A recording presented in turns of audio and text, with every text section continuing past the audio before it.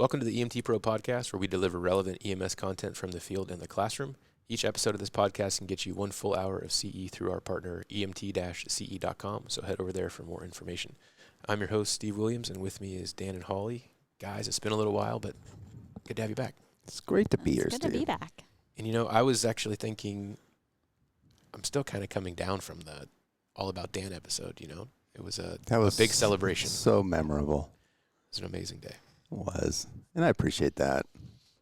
I hope so. I mean, shoot. It was All About Dan Day. It was. It lives forever in infamy now on all the podcast I love platforms. that you have you and your son in here together, like talking, and you have it recorded forever. I Go back and know. listen to it anytime you want. I know. So cool. And 2 of your closest buddies from your fire department I job. know. And 2 of your other closest buddies in person. Oh, and those are my favorites. You got lots of episodes of that. That's true. That's a good point.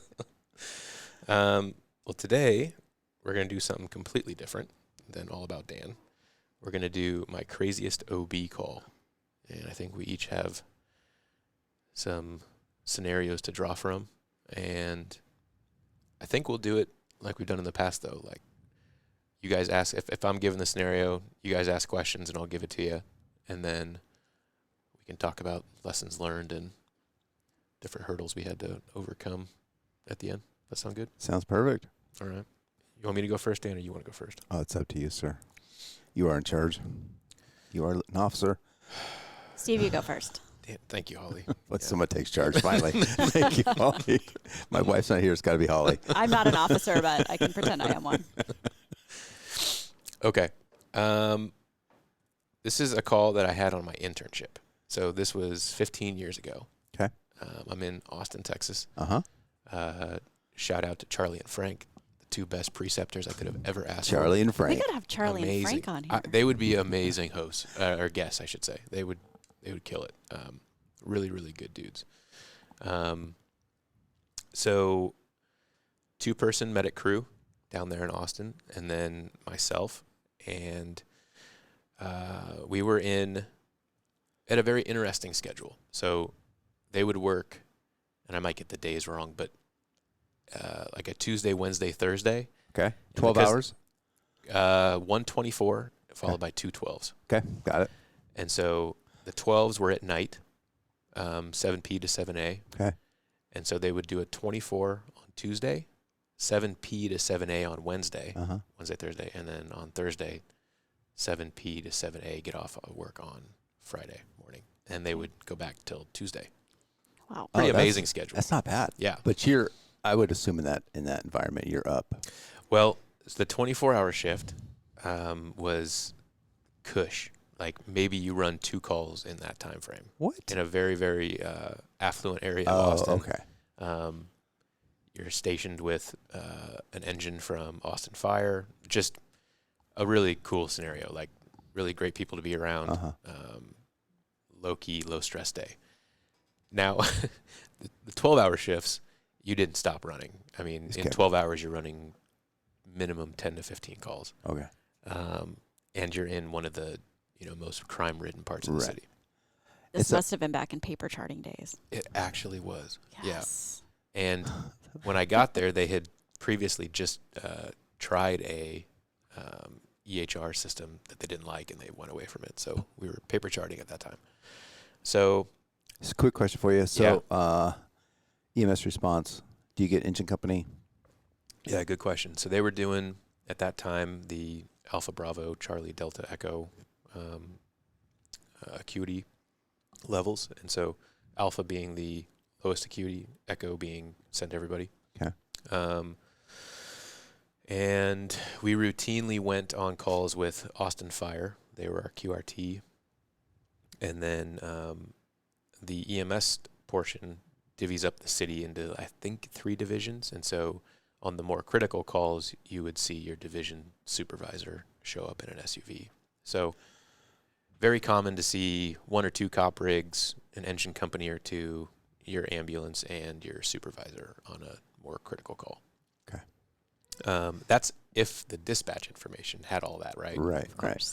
Sometimes, like the call we had, we didn't have any extra help because it was, maybe they just didn't have all the information when they So strictly dispatched out. the ambulance with a 3-person crew.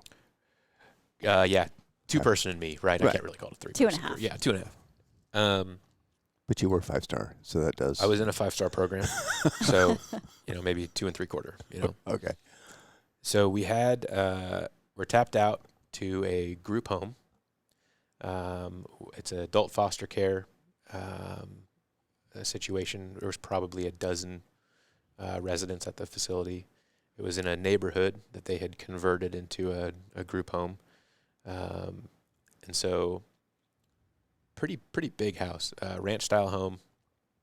I would say it's probably 3,500 square feet, and they had just sectioned it off into smaller rooms and had one larger communal area with a kitchen.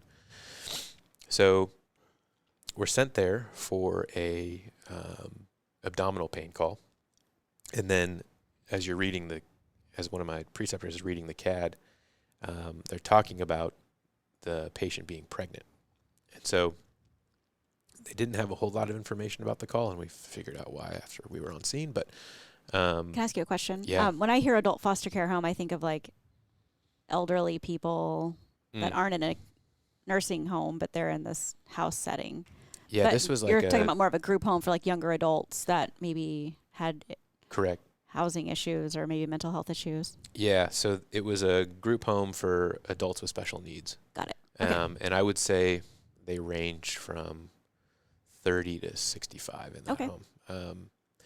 So anyways, we show up to this house, walk in the front door, and the most concerning thing was the person who had called 911 had a severe learning disability and wasn't able to really articulate a clear story, which is why dispatch didn't send more resources initially, because they were getting some pretty limited information from the person who called. Mm-hmm. Second most, concerning thing was the person who was supposed to be watching all these people that they were in charge of was nowhere to be found. There was no like in-house nurse or med aid or representative no staff from at all. no staff representation. It was very concerning. So while we're working this call, which I'll get into, they came back. They went and apparently left all of them there and went into the grocery store or something. I don't know if that's kosher. I would assume it's not, but it didn't look like these dozen or so folks should be left alone to their own devices for any period of time. But so we're met at the door by this gentleman who's having a hard time speaking what the concern is or what the problem is, and he leads us to a bathroom, and so we're again kind of shown like, oh, it's down here, down this hallway. Turn the corner, first thing I see is a woman in a bathtub, and it's filled with just basically blood and fluid, and she's actively giving birth. Oh. Like, how old is she? I want to say she was right around 30. Okay. I don't remember exactly how old she was. And disabled. Yeah. Okay. Disabled, unable to speak. She was deaf and mute. Oh, jeez. And just, you could tell, though, she looked so scared. Yeah. Like, she was I bet. just freaking out, right? She didn't know what was going on with her body. She didn't have the language to articulate how she was feeling. And so as we kind of realize, oh, my gosh, she's actively in labor, we made the quick decision, like, we're obviously going to stay and finish this. We're not going to try and scoop and go. And so we're setting up. My preceptors are asking me a bunch of questions. What do you want set up? What do you want us to do? Help us organize the scene. Okay, I gotta say, for your preceptors to be like, "What do you want to do?" Yeah, in that situation, they were awesome. That's They were pretty calm. cool. Yeah, that's they were pretty really, chill. really good at their jobs. Because honestly, delivering babies is a very low frequency thing where we're from. Right. I guess maybe in other areas it's more higher frequency, but Yeah. few times do you get to do that. Yeah. Exactly. It's not something that we do commonly unless it's. I know a couple stations that have first dues in, certain Birthing center. birthing centers and things like that, but Yeah. still. So getting kind of my gears settled in, asking for the ped kit and getting all the stuff out. And where are you taking the patient? You leaving the patient? We're leaving him in the tub. In the tub. Yeah. The one thing I did do was I opened the drain so that she wasn't sitting in it. Thank you. And all of a sudden, it's actually a pretty clean scene. You know, it's all contained in one spot. And awesome. Man, this is actually way nicer than all the scenarios I had drawn up in my head of how this might go someday. Is this the first time you'd ever seen someone deliver a baby? Yes. Okay. Yep. And so I was 21 at the time. And actually, I take that back. I had done my OB rotations. Mm-hmm. So I'd seen it a few times during that, but nothing where I was in charge of doing much of anything but watching. And so we deliver the baby, baby boy, pretty quick and easy as far as, we got there, baby's already coming out. We basically assisted it coming out the rest of the way, suctioned, and things looked pretty okay. Crying, good APGAR score. First APGAR was 8. That is good. And so we're okay. Crap, let's get out of here and start moving, right? So the thing that made everything difficult was we couldn't communicate very well with the patient. So we're writing all of our questions out because none of us can sign. Mm-hmm. We're writing all of our questions out on a notepad and trying to frame them in yes or no's, which was even more difficult to kind of think, what medications do you take? Like, you can't have them list them out, right? It's like, do you take medications, right? And so you're trying to figure out ways to communicate with them, and then it's just markedly difficult for each part of it. Can I ask her a question? Yeah. So obviously you learned how to deliver a baby in school, mm-hmm. right? How different was that for you? How can you tell the folks how different it was in real life then? It's nothing like the mannequins. It's nothing like the mannequins. Yeah. It's a mess. Yeah. There's you're going to have fluid all over you by the time it's over. You can, obviously wear gloves and put all the PPE on, but you're going to be in it. And babies are slippery. So baby was on its way out when you got there. Yeah. You guys got your stuff together. Mm-hmm. Everything went as planned on that point. Pretty darn well. We wrapped the baby up, put it on mom's chest, cut the cord. Okay. And there was a inappropriate but funny moment on scene where, again, I laugh at my innocence maybe, or ignorance, or both. I had clamped the cord, right, and I'm about to cut it, and I said, hey, wait. Maybe there's a father that wants to cut it. And my preceptor, God bless him, leans in and he's like, this isn't that situation, man. Just cut the thing so we can get out of here. And it was so perfect. I was like, yeah, you know what? You're right, Frank. This isn't the situation. But good on you for thinking of that. Yeah, exactly. You must not have been completely terrified to think of that particular component. Right. Yeah. So anyways, cut the cord. Put baby wrapped up on mom's chest and help her get to the gurney, and we wheel her out and we get going. Okay, so before you go, did somebody else show up that knows what's happening? Yeah. Did you ever get a story? So this is where it starts to get interesting. Okay. We're packaging her up and getting her on the cot and moving towards the ambulance, and then staff comes back, wide-eyed, like, what the heck happened? Like, meet baby so-and-so. By the way, there's going to be a police officer that comes and talks to you, because that was a whole component of this, that it's just, we called and asked them to the scene as well as an engine, and got some more resources coming initially pretty quick. But, the cops definitely stayed and took a report on that, because that was not good. But we had made contact with the staff on the way out, and she... I'll never forget this. She goes, wait, one baby? Oh. And I go, what do you mean one baby? She's like, she's pregnant with twins. You're like, oh And I'm no. like, oh no. So this is like in the hallway as we're wheeling her out. And I look at my preceptors and I'm like, let's go get set up in the back and we'll do the rest there because things are currently semi-stable. So we move pretty quick to the ambulance, get set up again.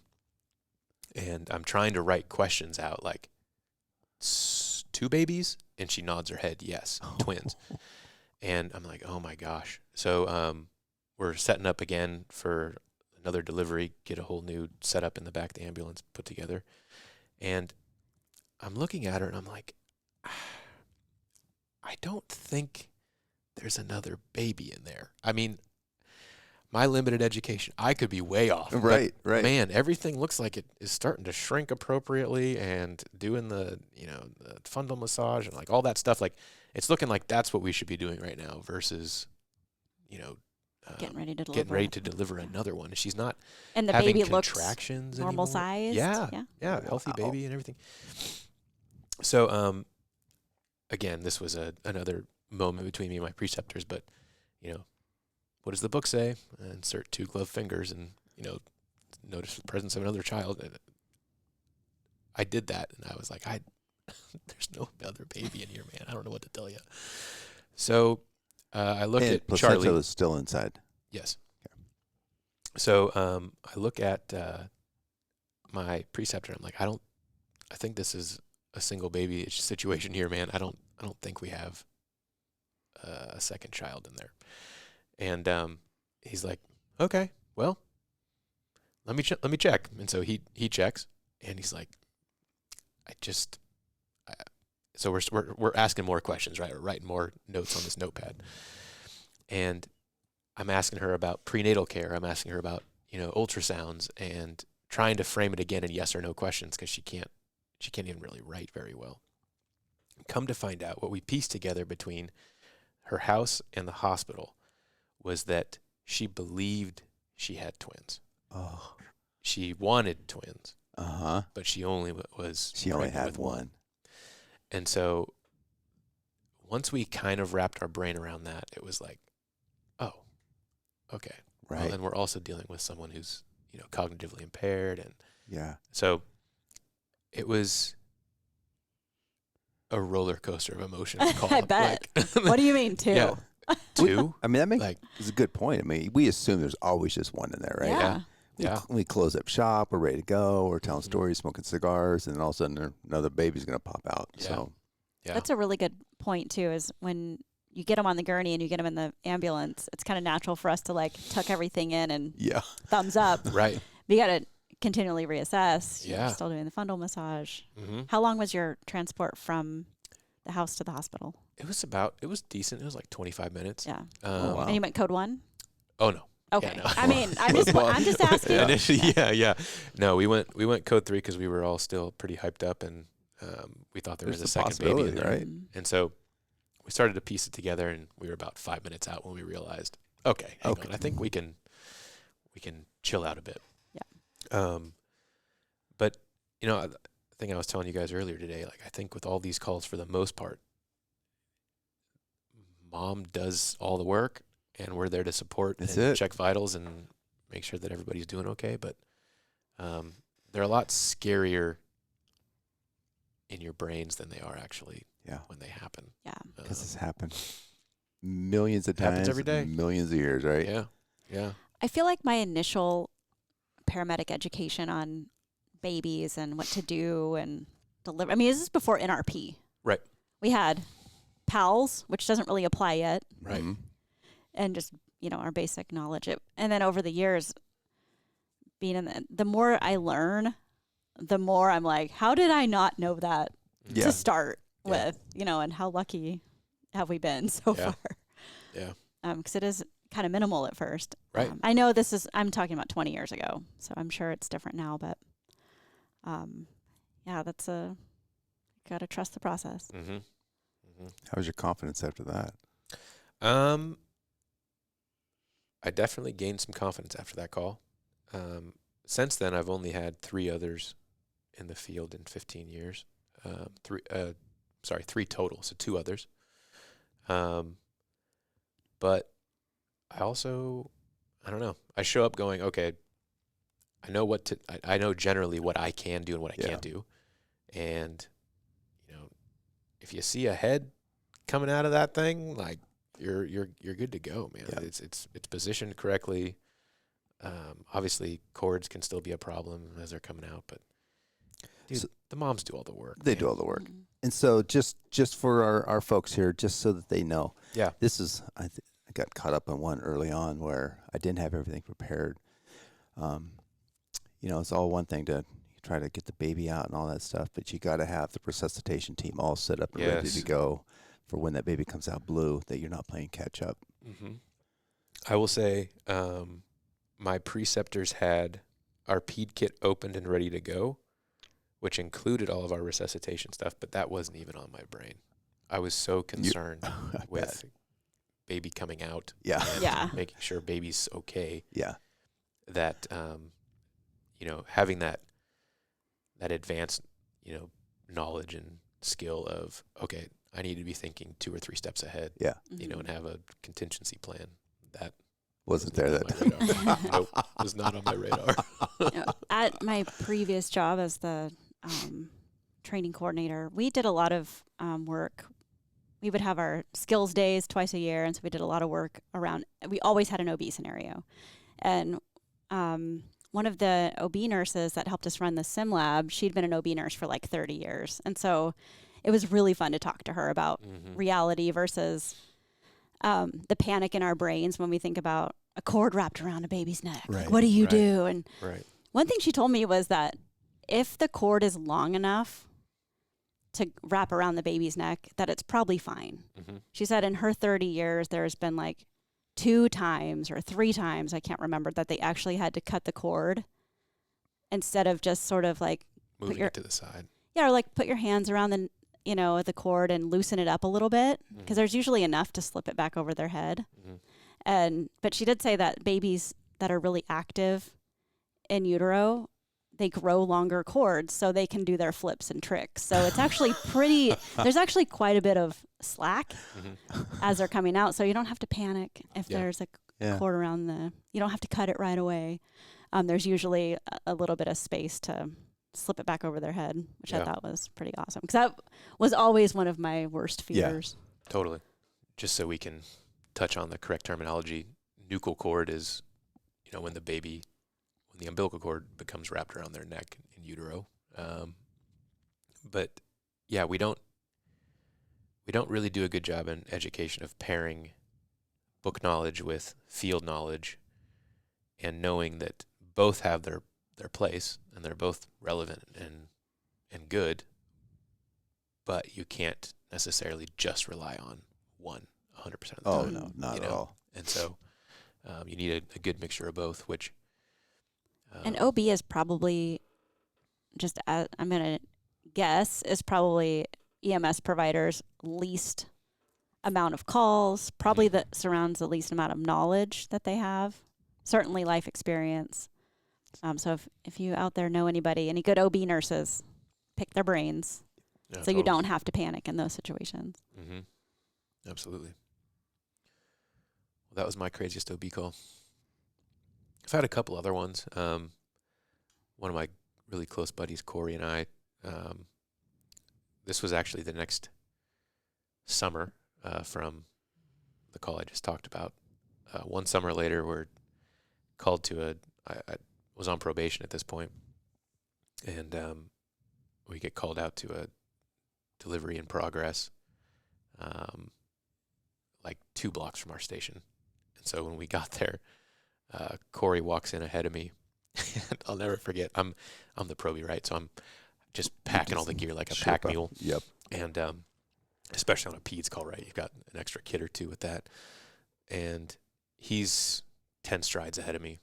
And small little ranch style house, 1,200 square feet maybe, and around the garage, coming up to the front door. And he's again 10 strides ahead of me. He took one look at the mom, who was like waddling out from her bedroom towards him with an arm. Oh, geez. Baby's arm, no. literally hanging out of her vagina. No. And he comes back out the door and he's like, "We're leaving." And I was like, what? You know, like, hang on, I got all the kits. He's like, "Yeah, put him in the ambulance. We're going." Oh, okay. I thought he meant like we're leaving. Yeah. Like leaving the Yeah, scene. like- Like I'm out. I can't do Do we this. need a refusal? Yeah. And that one actually went really well too. We got to reposition baby, and then it was like the mom's third pregnancy came right out. It was awesome. What do you mean reposition baby? What'd you do? Yeah.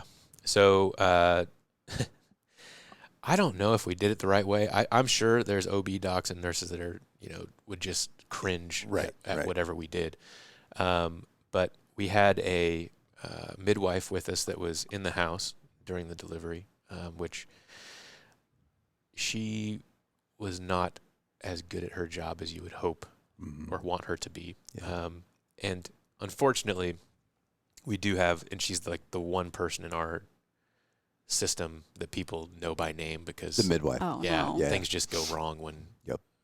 commonly when she's on scene. But she was there, and she's just adding so much emotional fuel to this. She's running, screaming, demanding all these things, and like my buddy Corey and I were like, "Okay, hang on, you're making this so much worse. We need to take a breather." And Corey, luckily I'm on probation, right? Corey's at this point a 10 or 12 year veteran and was telling her he's not going to let her in the back of the ambulance with the way she's acting. Yeah, perfect. And so we made her right up front, which again caused other issues, but was the right choice to make. And we talked to Mom, calmed her down. She was very much appreciative of our efforts to kind of bring down the midwife, and we got in the back, repositioned baby by basically at this point when we laid her flat and elevated her legs, she, you know, barely had a hand that we could see. And so it was, okay, well, shoot, you're basically just at that point feeling to see where things are. And okay, there's a shoulder. And then it was a quick little turn. 30-degree turn. And then all of a sudden things lined up. And now we're not doing anything because Baby's coming out. And so that was, I mean, we were 4 minutes from the hospital and the baby was delivered in the back of the ambulance during those 4 minutes. Yeah. Wow. I mean, pretty crazy.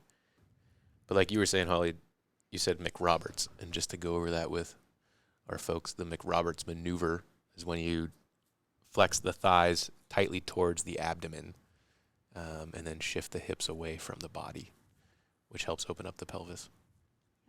If you think of, for all you yoga people out there, like the happy baby pose, Oh, that's what I think of. there you go. That's kind of the McRoberts position. At the end of the day, these are some of the, well, they're very rare calls. When they go well, they're also really, really awesome. Yeah. It's a cool thing to be a part of. Yeah. It was humbling, I would say, to get to be a share part of that, someone's right. you know, moment like that. Yeah.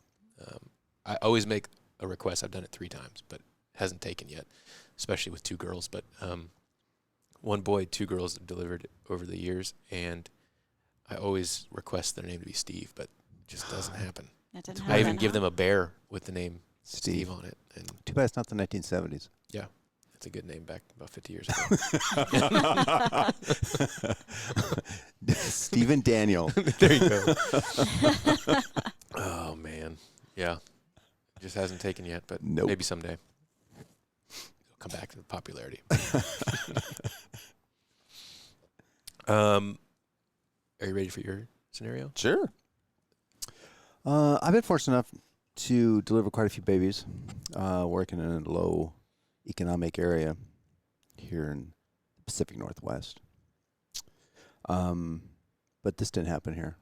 It happened in Haiti after Okay. Oh wow, after the earthquake. Yeah. I've had some cool ones here. I had one in the fire station right in the community room, just put her up on the table, and ended up going to her graduation a couple years ago. wow. And a couple out of the same lady 2 different times. This Somalian community right behind the fire station that they would call us anytime they deliver a baby. The last time I was there, I mean, I delivered twice, and then I think last year, the year before, I was out running around the station, and she's out there, she's pregnant again, and she's waving to me, like pointing to my baby, and like she's gonna, I'll call you. Same lady? Same lady. Please And don't. she has not named any of her children after you? No, Oh. but they are Somalian, so I'll let that excuse Okay. go. Middle name would have been nice. appreciative. I would have, yes. But I was in Haiti after the earthquake. My buddy and I were in this mountain hospital, and we were taking care of a lot of people with extremity injuries and doing amputations and a lot of extremity care. And one night, he and I are there by ourselves with a bunch of nurses, top level of care. Myself and my buddy, 2 paramedics. And there's a knock at the door. And this is one of those hospitals that looks like it came out of a horror movie. You know, single light bulb hanging down, yeah. sharps containers just overflowing with old needles and such. It's just horrible. And this lady come in. She was in active labor. And so they come and they get us. And I get in there, and there's these Haitian nurses, and they're in the old nurse garb, you know, with a hat and everything else. Mm-hmm. And they've got these lashes, and they're beating her.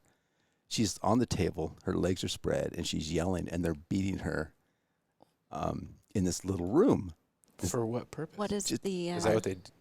I don't know. To get the baby out, I guess. Oh, to get her to like... Yeah, because she was yelling, and they're just taking these things and just whipping her. I got down... In position. Thank you. Next to the perineum. Yes, thank you. Okay. That's at 5 star. 5 star. All right. Terminology. Yeah.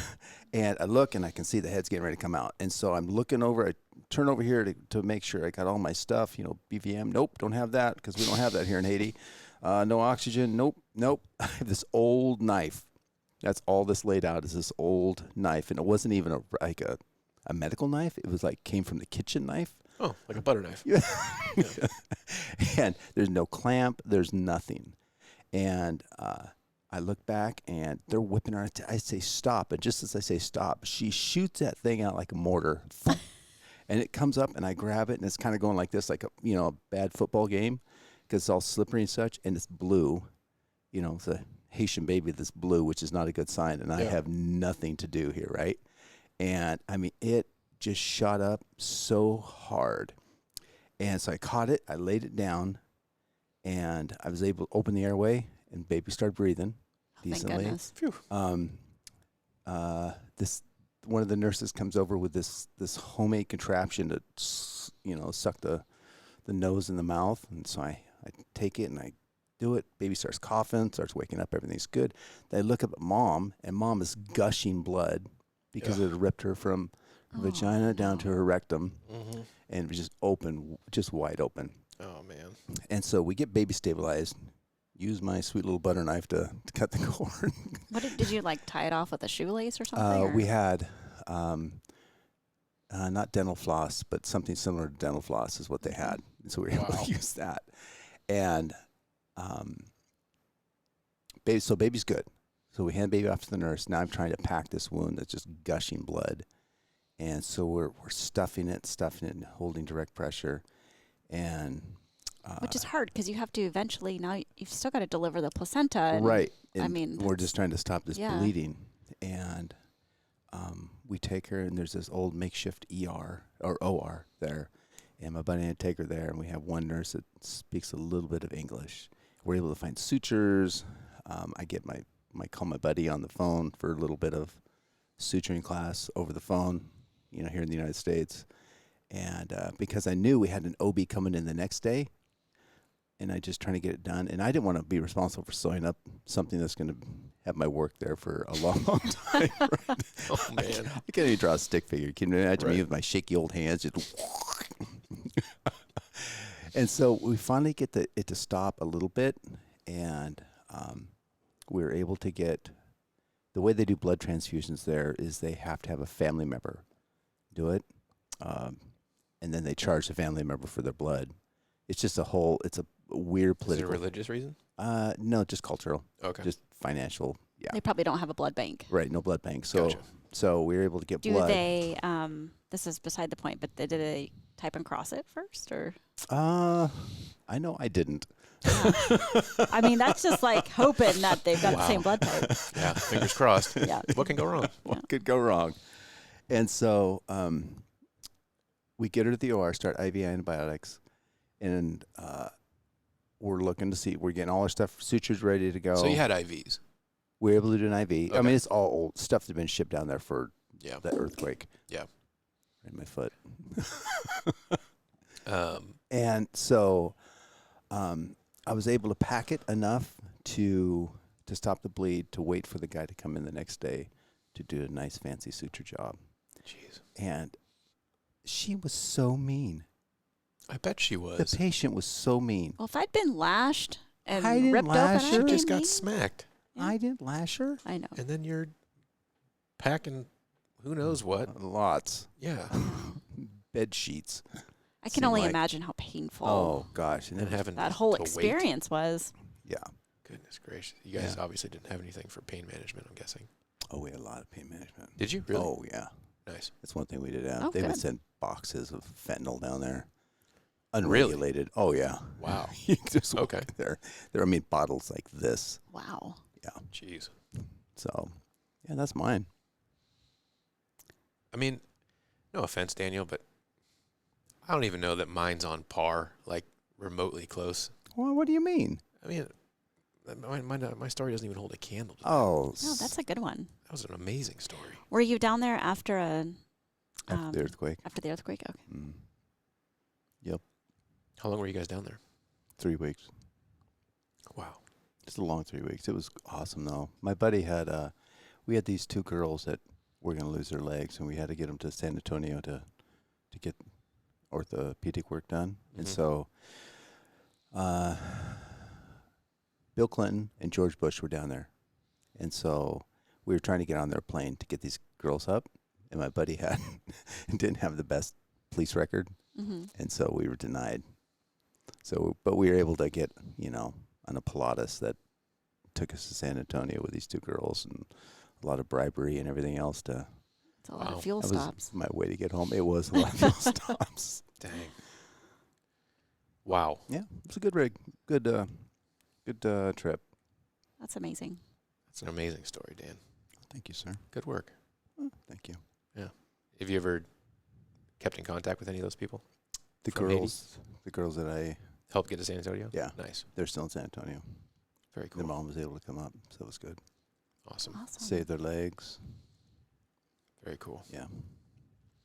How about you, Holly? It's a tough act to follow.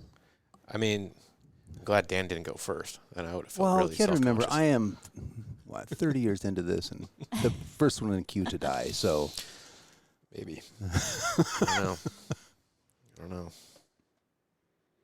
I feel like in my career I've been pretty lucky not to have any like real crazy stories. I mean, Yeah. there's been quite a few of showing up at the OR to transport placental abruption that's in DIC and has had all the blood that hospital can take and, try to keep that person alive until we get to where we're going. But I didn't initiate that either. So, although sometimes after the fact, anytime you show up for an OR transfer, it's a little dicey. But one I remember, my very first field delivery was in December, and of course it was snowing and icy. And this, the mom was at home, and her husband had just left for work. And anyway, she calls, and she was super calm. But we get in there, and as we pull up, I'm working on the ambulance. The fire department is walking out, and like just white faced, and they all walked back to the engine. And I was like, what's going on here? Maybe it's not a big deal. So I walk in, and we're in active labor. Oh, no kidding. But I don't know what happened. So Wow. they Did were they just kick him like, out or something? no, I think they were just like, she's all yours. so everybody was Medics are gone? here. Yeah. Wow. That's yeah, you get in trouble for doing that kind of stuff. Yeah. Jeez So Louise. we talk with her, and she's actually had good prenatal care. She's full term, and she'd been in labor all night, but it was her first baby and didn't realize that her How back old? pain was labor, like mid-20s. Okay. So we get her in the back of the ambulance, and I'm not thinking we're having a baby. This is the first pregnancy, right? Usually you're in labor for hours and hours or days or whatever. And so I'm just sort of casually talking with her. And my partner is brand new and has never driven Code 3 before, I think, outside of EVOC. And it's also icy. And so I tell him, I'm like, we're probably, I don't know, 15, 20 minutes from the hospital. I was like, don't go code 3. Mm-hmm. It's icy. Yeah. There's no, Gotta be Yeah. safe. and so he did go code 3, and I'm up there like, Slow So down. once we get her in the ambulance, one thing that, they're talking to you and she's got a blanket on, don't forget to look down there and see what's going on, because I do feel like that people just assume nothing's happening. So I said, well, I'm going to look real quick and see how things are going. And she was crowning. And I don't know how she was so calm and just very stoic about the whole event. So then I am not feeling calm anymore because she's crowning. I don't have the OB kit out. I'm by myself. The fire department had pieced out long ago. And so I was like opening up the cabinets to get the nasal cannula and then getting the OB kit and getting some more blankets, and we're getting ready, and we're talking and she's breathing, and and then so I told my partner, I was like, I'm going to be delivering back here, so drive careful, which was the wrong thing to say because he totally panicked and started like, turn the siren on and all this stuff. And so goes around a corner and all of the contents of the ambulance empty out into the ambulance on top of me and the patient, because I had just opened up a you left it open cabinet. or something, yeah. And so we have this, it looks like a bomb went off in the back of the ambulance, all for just a nasal cannula and OB kit, And so, but she did awesome. So we delivered the baby on the way, open up the OB kit, get everything out. I have one clamp. So I was like, well, and at this point we're real close to pulling up to the ER bay. And this is kind of before the delayed cord clamping was a thing. And I don't know about you, but I always picture like picking up the baby and like all of the blood draining out of it, So I was like, well, I wanted to like put it on the mom's chest, but I wasn't quite sure what to do. And which I ended up doing anyway, just because it's, 14 degrees out. So it was really cold. Yeah. And anyway, I didn't clamp the cord because I only had one clamp. And so luckily we ended up getting into the ER, and they emptied out into our ambulance. The whole ER did. And it was a small ER, and brought their OB kit and all this stuff. I was like, I don't think we need all that. We're good. Yeah. We're good. Need Let's a just get inside where it's warm. Yeah. And we took her up to the OB floor, and it actually worked out really well. I got a really nice card from her later. Nice. Actually. Very cool. But it just goes to show that nothing ever really goes plan A. It doesn't. And then, of course, just all of the contents of all the cabinets coming out on top of us. It was just pretty funny. It was a funny scene. But I can totally imagine what that looks like. I've had that happen a few times. Uh-huh. But if you do think about the delayed cord clamping, it is really beneficial to talk baby about that and for a minute. mom. What does it do? It increases. So after you have the baby, if you don't do the cord clamping right away, it gets lots of antibodies, lots of blood flow, red blood cells to baby. And it's supposed to be better for resuscitation and overall. And you can wait. Some people wait until the cord stops pulsating, and then they clamp it. Some people just wait for a couple of minutes and then clamp it. Then you have what do they call lotus babies, where they don't clamp it at all and would just wait till it dries up and falls off. Yeah. I don't know if I'm recommending that. Yeah, that you're right. dragging around. But it is something Follow that, your local protocols. Yeah. Disclaimer. Disclaimer. But I do think that's what's being encouraged now, is to delay the cord clamping for, a couple of minutes. I'm looking at the AmericanPregnancy.org website, and they say that DCC, or delayed cord clamping, is typically used with preterm infants as babies born before full term are said to benefit greatly from the extra blood received. And then they have a section on what the benefits are. Some new studies have shown that delayed cord clamping can have a positive effect on both preterm and full-term babies. These benefits include an increase in placental transfusion, a 60% increase of RBCs, and a 30% increase in neonatal blood volume. Dang. Yeah. So I already Right on. that. I failed my children at birth.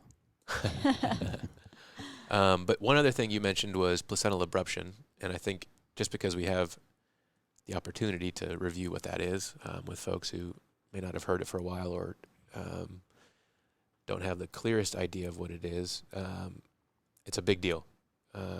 It's a condition where the placenta separates from the wall of the uterus before birth, and it can be a partial separation or a complete separation.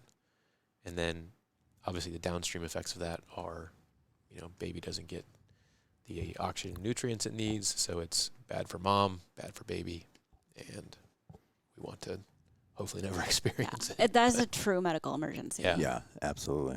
Yeah. There's really not a lot you can do about it in the field. It's definitely a surgical fix. Rapid transport. Yeah. If you carry blood, though, blood transfusion's good. You mentioned DIC. Yeah, I was going to say pregnant women are at higher risk for DIC anyway. Can you just go over that real quick? I've had the hardest time with that. Disseminated intravascular coagulation. Oh my gosh, you're Yes. so smart. It's basically just it's like a conundrum between the clotting factor. So anytime you have like a tear in a blood vessel or an injury, you get, your internal clotting factors are going to start clotting, right? Which can occlude things like your kidneys or your liver and cause problems that way. But the more you're clotting, if you think about it, the less clotting factor you have available. So while you're over clotting, you're also probably bleeding because you don't have any clotting factors left to clot the new bleed. You're clotting too much. Yeah, so it's this balance between you've used up all your clotting factors, but you have all these clots, but now you're bleeding. Mm-hmm. So what do you do in that situation? And you can clot too little with it as well, correct? Yeah, because now that once the clotting cascade happens, and it happens very rapidly, sometimes you can use up all of your clotting factors, so then you are clotting too little. Right, where you need to. Yeah. Gotcha. Which can cause bleeding from just even a small amount of trauma. Mm-hmm. But, after birth, you are, a little bit more prone to that. And then you add in blood transfusions and all of those things, which is the treatment. Yeah. It's kind of scary. Yeah. So, It's a great definition. Thank you. Great job, Holly. thank you. I've been working on that DIC thing for years and just can't seem to get it down. Yeah, there's different things that cause it, tumors, pregnancy, Infections. things Yeah. like that. But once you go into that cascade, it's really hard to balance it back out. Well, Um, that's our craziest OB call. yeah, mine was not crazy, but it's good. They all were crazy in their own unique Yeah. ways. Absolutely. Yeah. I had a unique situation with the disabilities of the patient. Dan had not just a language barrier, but a lack of equipment.